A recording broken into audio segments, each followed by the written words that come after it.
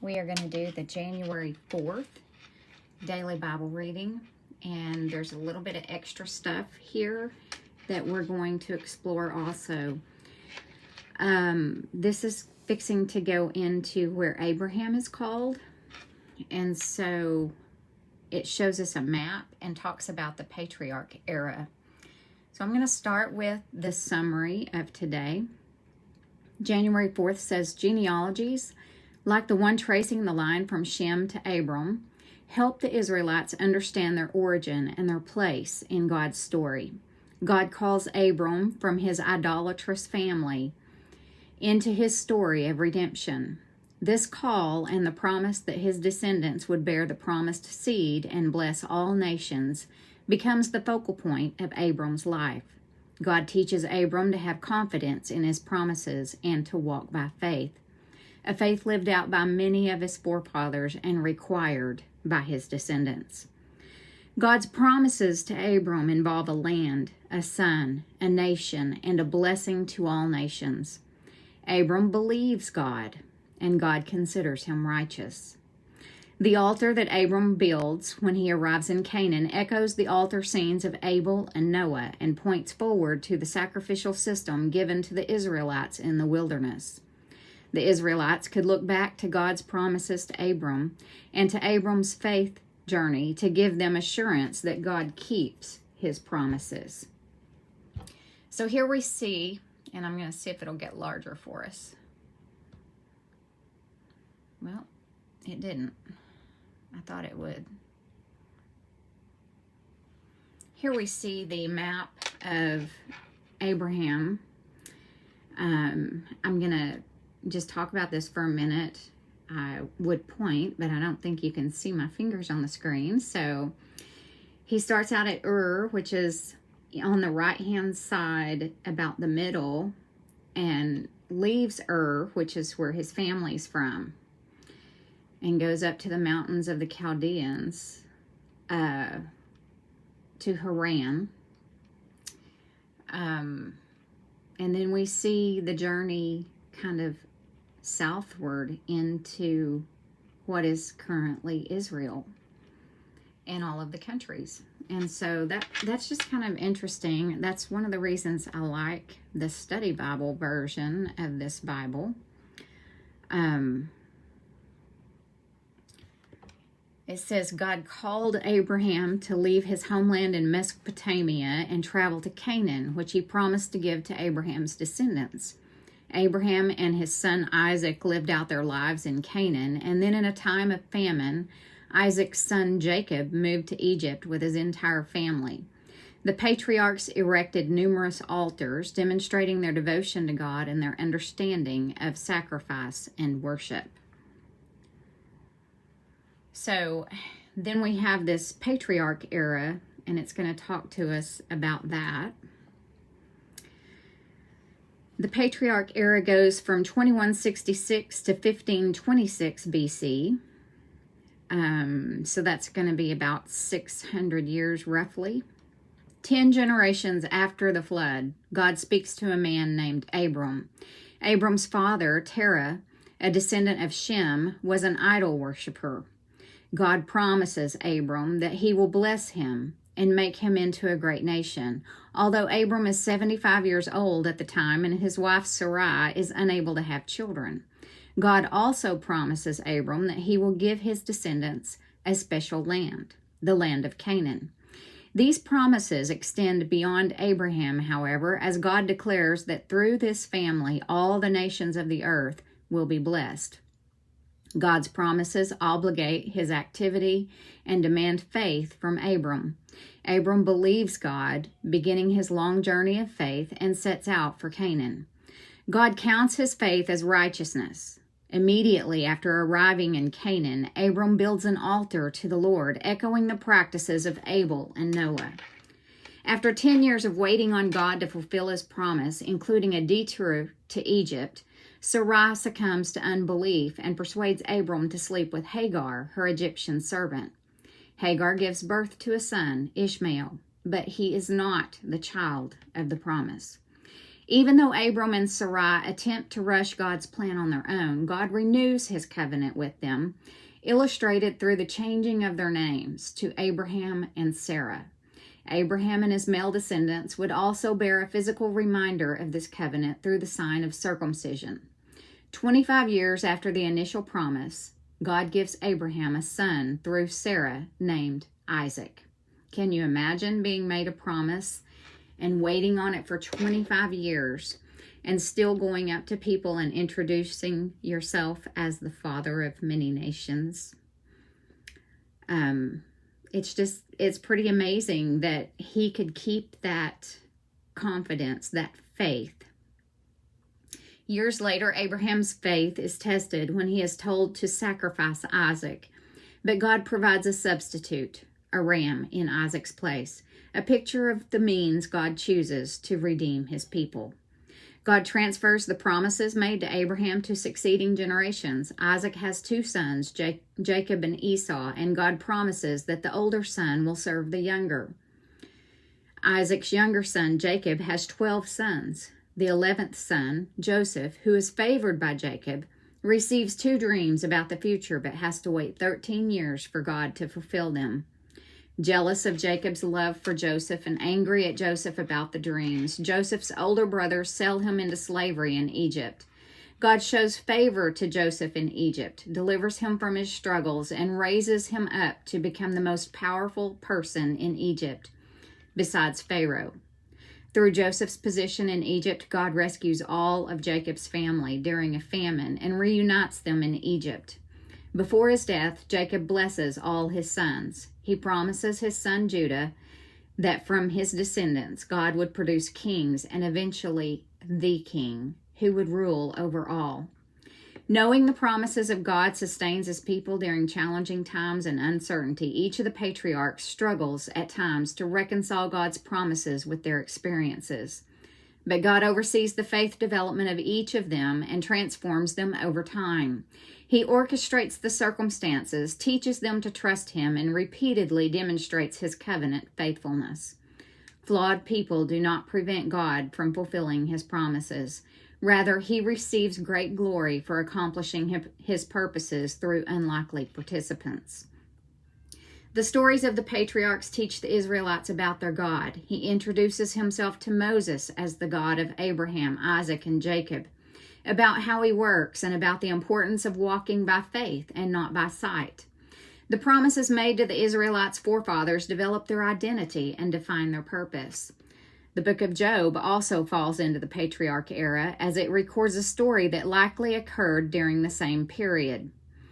Job, a wealthy man described by God as blameless, a man of complete integrity, suffers unspeakable tragedy. He and his friends then attempt to make sense of what happened. In the end, God reveals himself to Job and restores his wealth.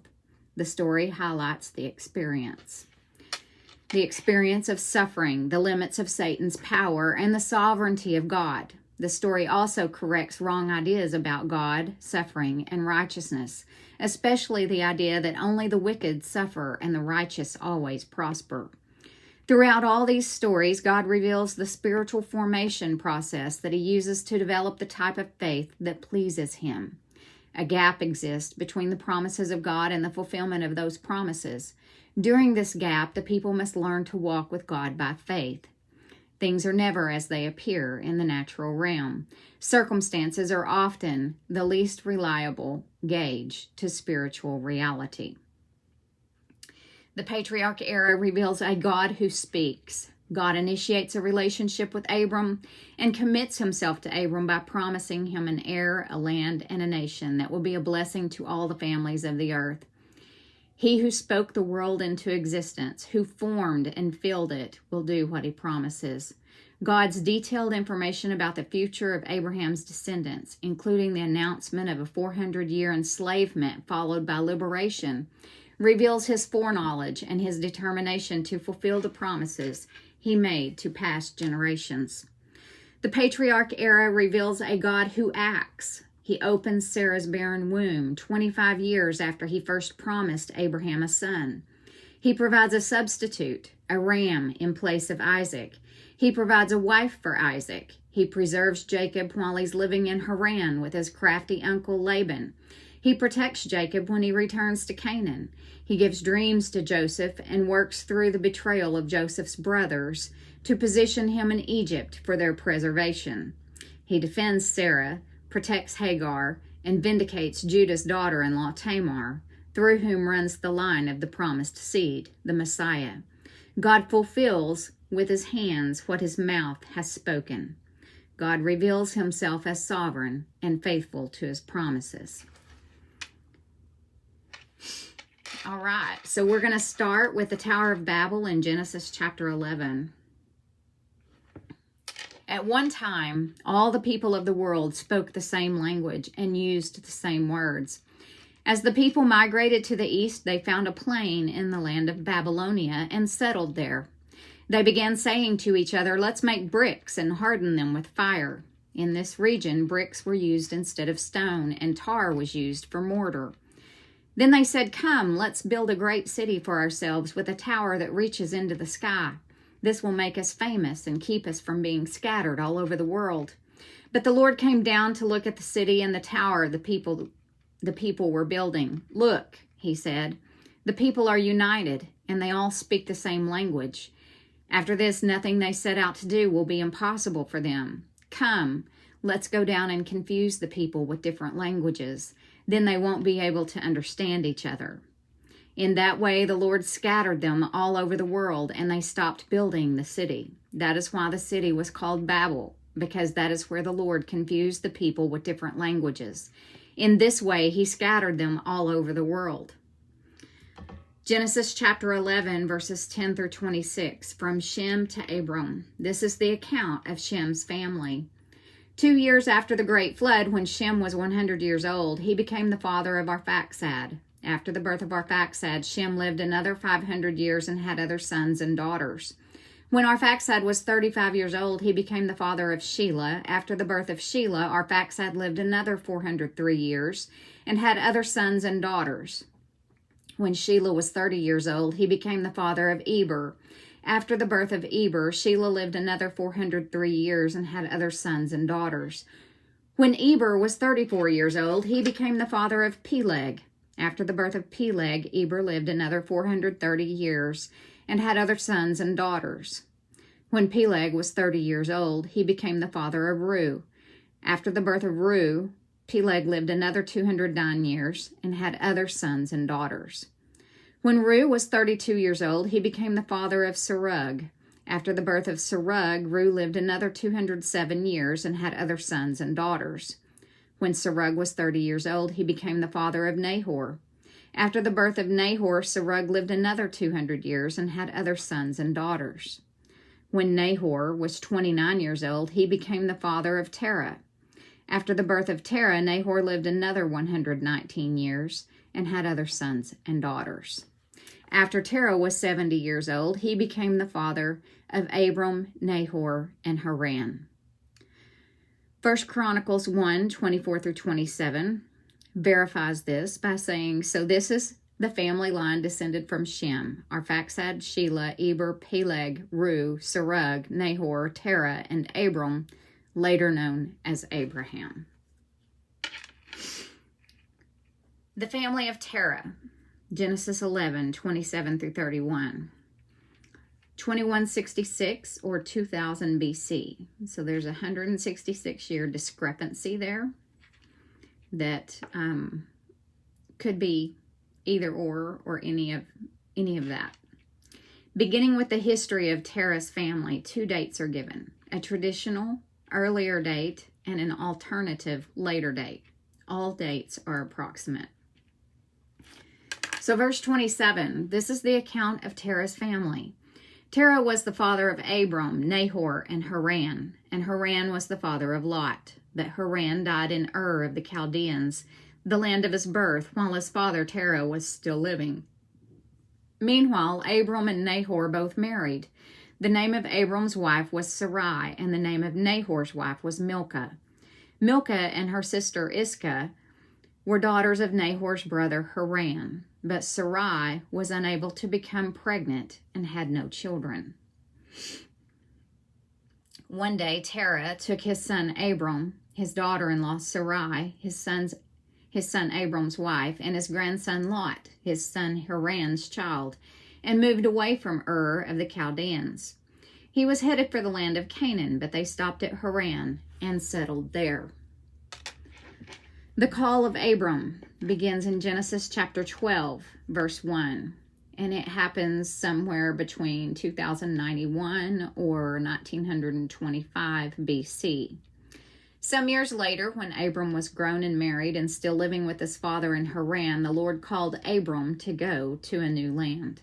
So verse 1, the Lord had said to Abram, leave your native country, your relatives, and your father's family, and go to the land that I will show you. I will make you into a great nation. I will bless you and make you famous, and you will be a blessing to others. I will bless those who bless you and curse those who treat you with contempt. All the families on earth will be blessed through you. So Abram departed as the Lord had instructed, and Lot went with him. Abram was 75 years old when he left Haran. He took his wife Sarai, his nephew Lot, and all his wealth, his livestock, and all the people he had taken into his household at Haran, and headed for the land of Canaan.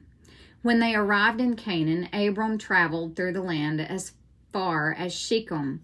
There he set up camp beside the oak of Moreh. At that time, the area was inhabited by Canaanites. Then the Lord appeared to Abram and said, I will give this land to your descendants. And Abram built an altar there and dedicated it to the Lord who had appeared to him.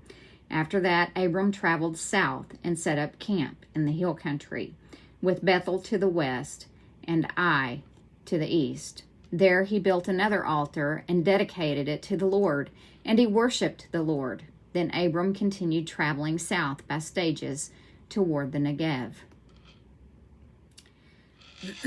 So I want to point out something here in verses 1 through 3. The Lord said to Abram, leave your country. I will make you into a great nation. I will bless you and make you famous, and you will be a blessing to others. I will bless those who bless you and curse those who treat you with contempt.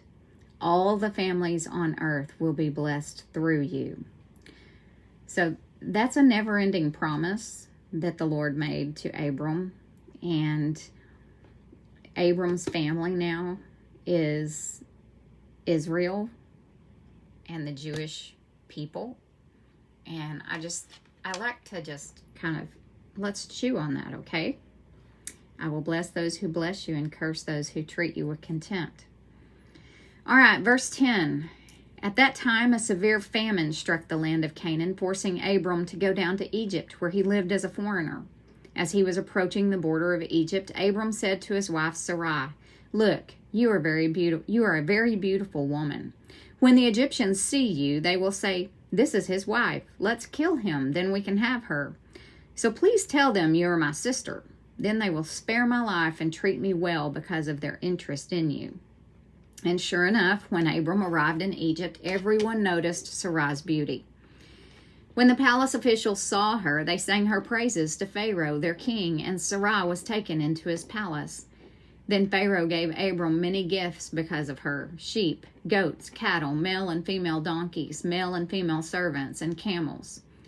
But the Lord sent terrible plagues upon Pharaoh and his household because of Sarai, Abram's wife. So Pharaoh summoned Abram and accused him sharply. What have you done to me? He demanded. Why didn't you tell me she was your wife? Why did you say, she's my sister, and allow me to take her as my wife? Now then, here is your wife. Take her and get out of here. Pharaoh ordered some of his men to escort them, and he sent Abram out of the country, along with his wife and all his possessions. So Abram and Lot separate. This is Genesis chapter 13. So Abram left Egypt and traveled north into the Negev, along with his wife and Lot and all that they owned. Abram was very rich in livestock, silver, and gold. From the Negev, they continued traveling by stages toward Bethel, and they pitched their tents between Bethel and Ai, where they had camped before. This was the same place where Abram had built the altar, and there he worshipped the Lord again. Lot, who was traveling with Abram, had also become very wealthy with flocks of sheep and goats, herds of cattle, and many tents. But the land could not support both Abram and Lot, with all their flocks and herds living so close together. So disputes broke out between the herdsmen of Abram and Lot. At that time, Canaanites and Perizzites were also living in the land. Finally, Abram said to Lot, "Let's not allow this conflict to come between us or our herdsmen. After all, we are your close relatives. The whole countryside is open to you. Take your choice of any section of the land that you want, and we will separate. If you want the land to the left, then I'll take the land on the right. If you prefer the land on the right, then I'll go to the left." Lot took a long look at the fertile plains of the Jordan Valley in the direction of Zoar. The whole area was well watered everywhere, like the garden of the Lord, or the beautiful land of Egypt. This was before the Lord destroyed Sodom and Gomorrah. Lot chose for himself the whole Jordan Valley to the east of them. He went there with his flocks and servants and parted company with his uncle Abram. So Abram settled in the land of Canaan, and Lot moved his tents to a place near Sodom and settled among the cities of the plain. But the people of this area were extremely wicked and constantly sinned against the Lord. After Lot had gone, the Lord said to Abram, "Look as far as you can see in every direction, north and south, east and west. I am giving all this land as far as you can see to you and your descendants as a permanent possession." I'm going to read that verse again.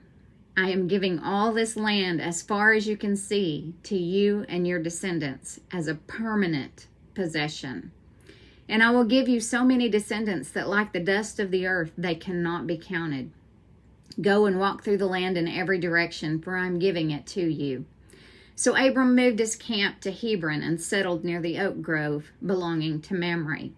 There he built another altar to the Lord. Abram rescues Lot. In Genesis chapter 14. About this time, war broke out in the region. King Amraphel of Babylonia, King Arioch of Elasar, King Kedorlaomer of Elam, and King Tidal of Goam fought against King Bera of Sodom, King Bersha of Gomorrah, King Shinab of Admah, King Shemeber of Zeboam, and the king of Bela, also called Zoar. This second group of kings joined forces in Siddim Valley, that is the valley of the Dead Sea. For 12 years they had been subject to King Kedorlaomer, but in the 13th year they rebelled against him. 1 year later, Kedorlaomer and his allies arrived and defeated the Rephaites at Ashtaroth Karnaim, the Zuzites at Ham, the Emites at Shaveh Kiriathaim, and the Horites at Mount Seir, as far as El Paran at the edge of the wilderness. Then they turned back and came to En Mishpat, now called Kadesh, and conquered all the territory of the Amalekites, and also the Amorites living in the Hazazon Tamar. Then the rebel kings of Sodom, Gomorrah, Admah, Zeboam, and Bela, also called Zoar, prepared for battle in the valley of the Dead Sea. They fought against King Kedorlaomer of Elam, King Tidal of Goam, King Amraphel of Babylonia, and King Arioch of Elasar. 4 kings against 5. As it happened, the valley of the Dead Sea was filled with tar pits, and as the army of the kings of Sodom and Gomorrah fled, some fell into the tar pits, while the rest escaped into the mountains. The victorious invaders then plundered Sodom and Gomorrah and headed for home, taking with them all the spoils of war and the food supplies. They also captured Lot, Abram's nephew, who lived in Sodom, and carried off everything he owned. But one of Lot's men escaped and reported everything to Abram the Hebrew, who was living near the oak grove belonging to Mamre the Amorite. Mamre and his relatives Eshcol and Aner were Abram's allies. When Abram heard that his nephew Lot had been captured, he mobilized the 318 trained men who had been born into his household. Then he pursued Kedorlaomer's army until he caught up with them at Dan. There he divided his men and attacked during the night. Kedorlaomer's army fled, but Abram chased them as far as Hobah, north of Damascus. Abram recovered all the goods that had been taken, and he brought back his nephew Lot with his possessions and all the women and other captives. So Melchizedek blesses Abram. This is the first time we've heard the name Melchizedek in the Bible.